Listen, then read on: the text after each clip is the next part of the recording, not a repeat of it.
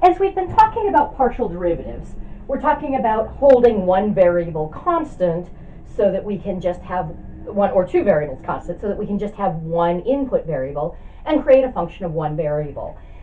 And it may seem a little bit contrived. We're sort of doing that so that we can use what we already know from single variable calculus, so that we get a curve and we can draw a tangent line.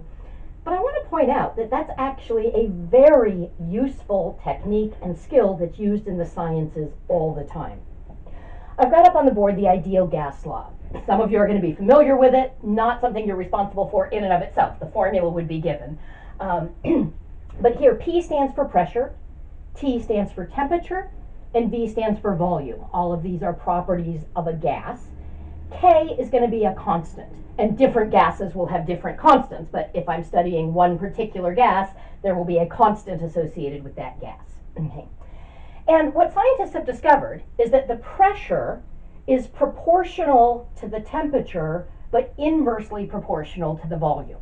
In other words, if I increase the temperature, that's going to also increase the pressure of the gas.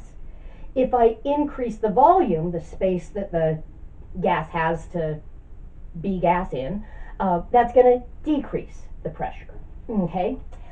In such a way that we get an equation that looks something like this. Now, scientists aren't born just knowing the ideal gas law. These properties of the natural world are discovered through experiment. And when you go into a lab and you've got three variables, pressure, temperature, and volume, and you're suspicious that they might be related to each other, you don't start changing all of them and just sitting back and seeing what happens. What you do is you say, okay, I want to study the effect of one on the other. So, if I want to study how temperature affects pressure, I'm going to hold the volume constant. And when I hold the volume constant, then what I'm going to do is I'm going to change the temperature. So at a certain temperature, I'll measure the pressure. I'll increase the temperature, I'll measure the pressure again. And if the pressure is changed, because the only thing I changed was the temperature, I can reasonably assume that the reason the pressure changed was because I changed the temperature. Then when I want to see how volume affects the pressure, I'll hold the temperature constant and change the volume. Okay.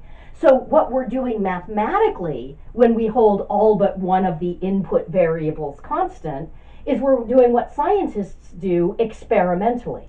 They say, okay, I'm going to treat this as my output. This is the thing that I'm going to measure after I've done whatever I'm doing.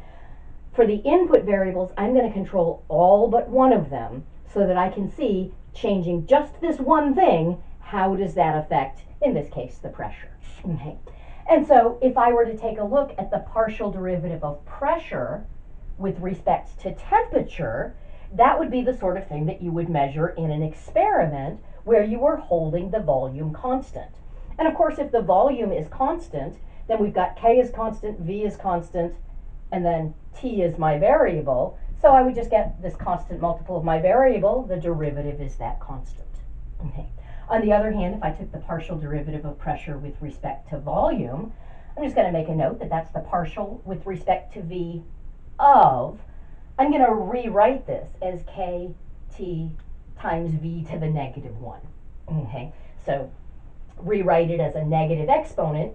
K and T are constants, so I'm just going to get negative KT V to the negative 2, or negative KT, over V squared. Okay. But I think thinking of the way scientists do experiments really highlights that this notion of let's keep everything except one input variable constant and measure its effect on the output variable, that really is the mindset you want to have if you're going into a lab doing any sort of an experiment.